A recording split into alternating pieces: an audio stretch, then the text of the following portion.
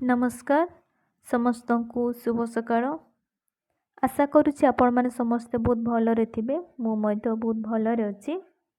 तो पुणी थोड़ा आम डाहार यूट्यूब चैनल को आपण मानक स्वागत जनावि। मुझर प्रिय मिनती पूर्व भिडियो मुझे आसती आपण मानक क्यों पुरस्कार केबे आरंभ हैला सेटा पार्ट 1 रे देखिथिले। आज जानिबा पार्ट 2 रे ख्याति संपूर्ण पुरस्कार और स्थापित वर्ष माने को वर्ष रे स्थापित होइथिला मो पुरस्कार सब। तो डेरी नक चलतु स्टार्ट करबो भिडियोटी को। 1 नंबर रे कोन अछि ना 1901 रे को पुरस्कार स्थापित होइथिला ना नोबेल पुरस्कार स्थापित होइथिला।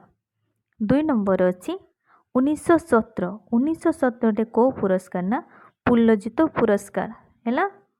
3 नंबर रे 1938 रे ऑस्कार पुरस्कार स्थापित होइथिला। 4 नंबर रे 1952 रे कालिंगा पुरस्कार हैला। 5 नंबर रे 1954 रे भारत रत्न पुरस्कार स्थापित होइथिला। 6 नंबर रे से 1954 जातीय चलचित्र पुरस्कार।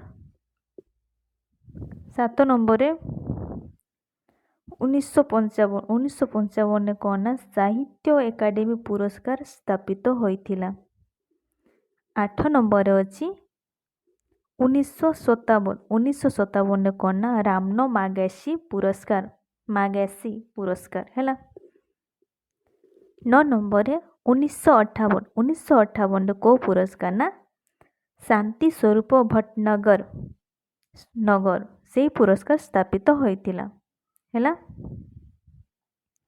तापरे 9 नंबर रे देखो 10 नंबर रे कौन 1961 रे कौन जन्नापित पुरस्कार 1961 रे स्थापित होइथिला। तापरे देखंतु 11 नंबर रे कौन ना 1961 रे जन्नापित पुरस्कार मध्य स्थापित होइथिला। पुणी से 1961 रे अर्जुन पुरस्कार मध्य स्थापित होइथिला।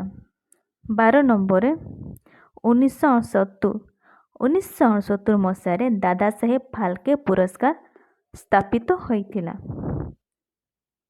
13 नंबर रे पुणी से 1969 रे मैन बुक रो पुरस्कार हैला। 14 नंबर रे 1980 रे विकल्प नोबेल पुरस्कार स्थापित होइथिला। आजिरो वीडियो एतिकी थिला। आशा करुछि आपण मानको वीडियोटी भलो लागिथिबो। जदि वीडियोटी भलो लागि थाए ताहले लाइक शेयर कमेंट निहाती करिवे। चैनल को सब्सक्राइब निहाती करिदेबे। जेतेबेले भी नुआ वीडियो मु आपनको अपलोड करबी जदि चैनल को सब्सक्राइब करछंती ताहले सर्वप्रथमे आपण माने देखि पारिबे। जदि वीडियो रे किसी भूल रहि जाय थाए ताहले कमेंट माध्यम रे निहाती जणेबे। आज वीडियो को एठी शेष करछि। धन्यवाद।